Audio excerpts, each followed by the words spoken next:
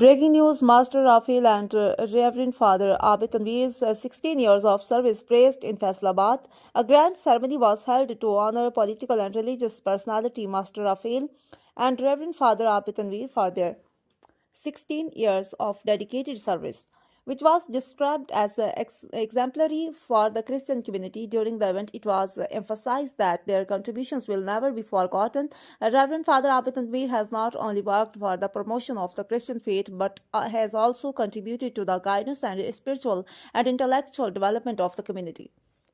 Prayers were offered for God to further bless and increase their valuable services. At the ceremony, religious and political figures, along with the Chakchamra's Master Raphael, stated that the bouquet prepared by Bishop Dr. India's Rahmat in Faisalabad is unparalleled. And they prayed that God may keep this noble work everlasting. Master